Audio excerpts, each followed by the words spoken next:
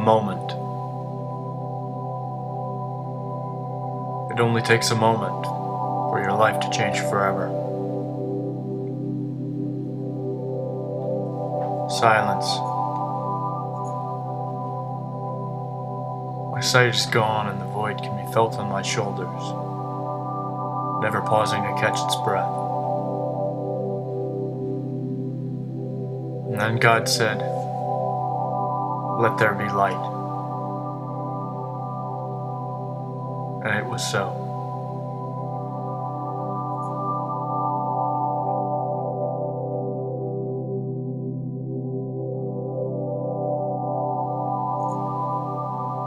How did I get this way?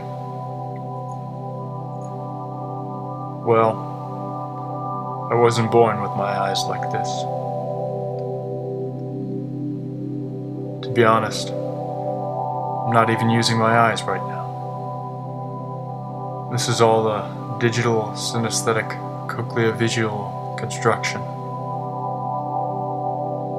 which is a complicated way of saying that I use my ears to see.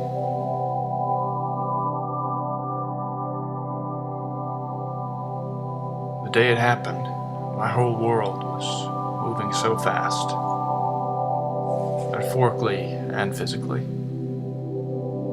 I had graduated, gotten a job on the net, was full of big plans for the future. Those days I used to ride my hoverbike to relax. It always seemed to me that if you went fast enough, it would feel like the world was moving and you were staying still. And the world had been moving. Since the day I was born, the world had seen more changes than in the last 1,000 years.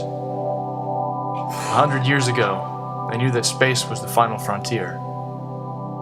But for all their advances, only about 1,000 people made it to space. The massive amount of fuel required for a single journey meant that the space travel soon became far too expensive. Space became the domain of robots. There was no reason to send a man when a man could control a robot from the safety of mission control.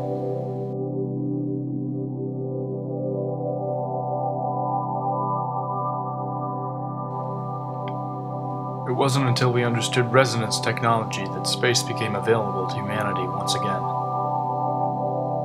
To think that sound would be the key to space travel. Altering the pressure waves above and below a disk meant that an object would raise itself. Technology was so simple. A combination of a high-tech subwoofer and a supercharged battery. Well, the technology may have been simple, but it was elegant.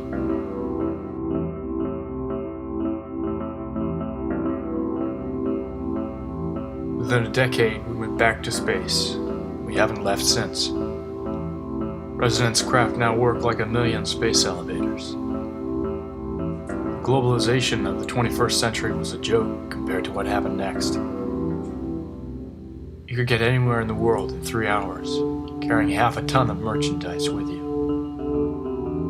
People joked like that it was the internet had come to life.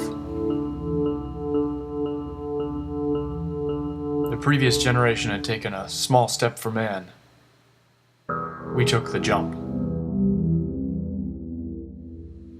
I guess that's how I came to have a hoverbike, actually. Before the jump, people didn't have this kind of a toy. I guess I was born at the right time. Of course, that day, my timing was really off. Little did I know that 10,000 feet above me, a resonance craft was having a critical malfunction.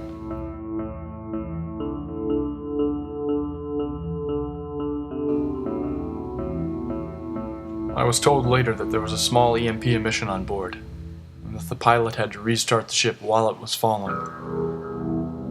As I approached the next turn, the pilot approached the river at an uncomfortable speed. At the last minute, he was able to restart the resonance engine and gain altitude by pushing the resonance to max. It just so happened that he did this right above me.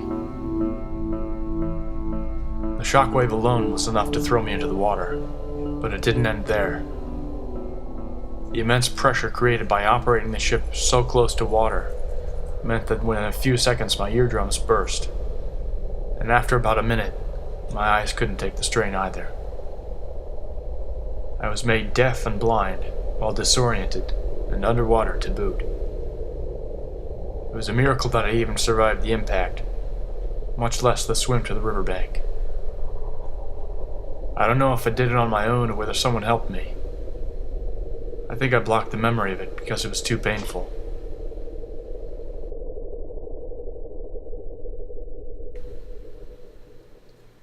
After the accident, I was in a hospital for 3 weeks. The only way that I could communicate was by tapping once for yes and twice for no. There was a lot of pain. There was little that the hospital could do for me. After the second week, I passed in and out of consciousness for about 6 days. It seems that while I was out, they pieced together what had happened to me. Because the shipping company was at fault, all my expenses were covered by their insurance. If it hadn't have been for that, I would never have gotten into the trial phase of my device. Simply put, the Army had been researching a way to equip soldiers with built-in sonar. This was supposed to be done by augmenting the hearing of the soldier and creating an additional 1,000 artificial sound receptors in the ear. These receptors would pick up on very low and high frequencies that the human ear couldn't, and would translate them into something that was useful. The soldier would be able to hear what was going on all around them. The challenge that the military was never able to overcome in the design phase, so that to have access to the nerves that the additional receptors needed to connect to meant that the soldier had to have a series of delicate surgeries on the inner ear. In most cases, this was deemed unfeasible. Fortunately for me, the government had donated this technology to the medical field to help people who had severe trauma to the ear. It would take several months to implement, but it would give me a chance to hear and see again. Once they got their paperwork in order, the doctors decided that this was the only way they could help me. The technology wasn't perfect. In fact, it caused me a great deal of pain and didn't deliver what was promised. After the first stages of testing, I was ready to give up on it. I couldn't see anything clearly. It was all a jumble of sound and swirling images. All I could hear again, what I saw was too confusing to make it worth my while. I would have given up, but the surgery was irreversible. I was told that if I waited a little while longer, they might figure out what was distorting my vision. The device had worked completely well in testing. It was only once I got on the street that I was rendered blind. After some time, the answer presented itself. The device was pre-jump and didn't react well to resonance systems, which were now in every electronic device, home, car, and sky. We decided to experiment with the settings and see if there was a way to change the input so it ignored resonant interference. Otherwise, I'd have to find a place where the speakers weren't everywhere. As the days passed, it became hard to know where I was going or what I was seeing. Testing the input of the device yielded few results. After a month, I decided that I might have to live with the device as it was, which was a terrible notion as it made it even painful to be anywhere near a speaker system. Not all days were bad, though. I couldn't believe it, but rainy days were almost normal. There are the raindrops, which fall in a pattern on the world, but can be hard to hear individually. For whatever reason, I see sound shadows of the rain as waves instead of individual drops. The resonance craft play with the puddles of rain, buffeting them from all directions. I know what I see is not really there. To see the echoes bouncing off puddles is quite a sight. Flicks of light are scattered across the surface of the water, like little lost pixels. I guess this is one of the few times that everyone can see the residents' craft at work. I even remember seeing them before the accident. People used to sell coffee table books full of pictures, patterns they'd found in the puddles.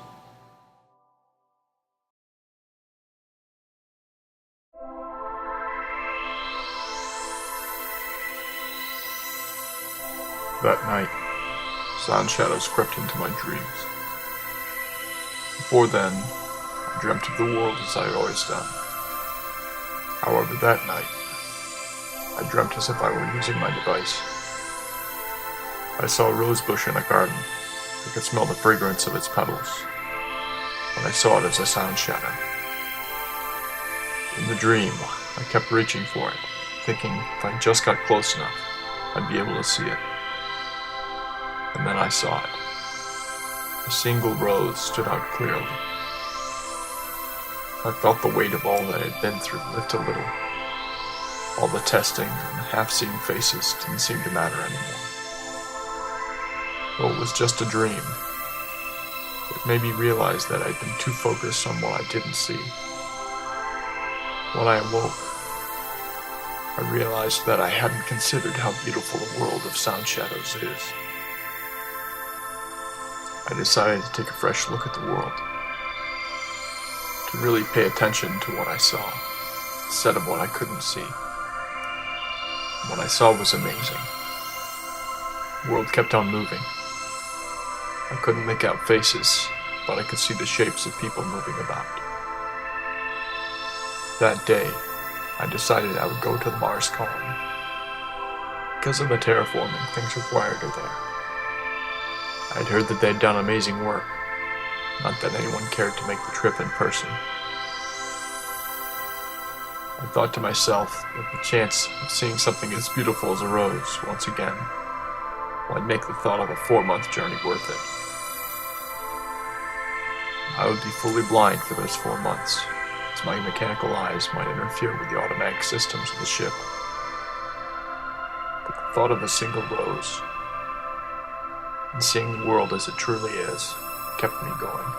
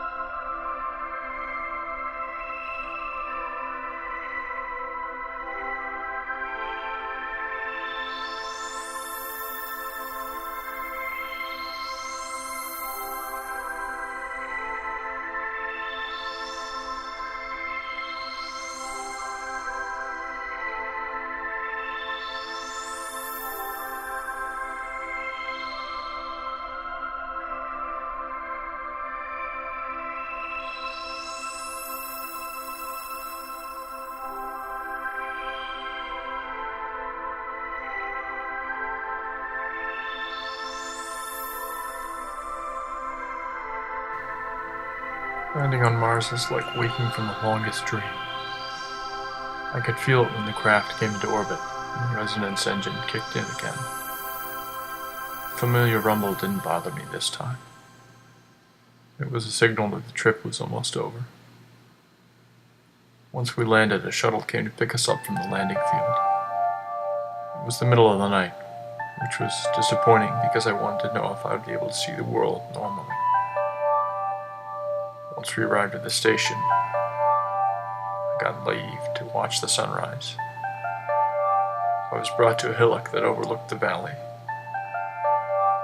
and looked towards the east, awaiting the sunrise. What I saw didn't disappoint.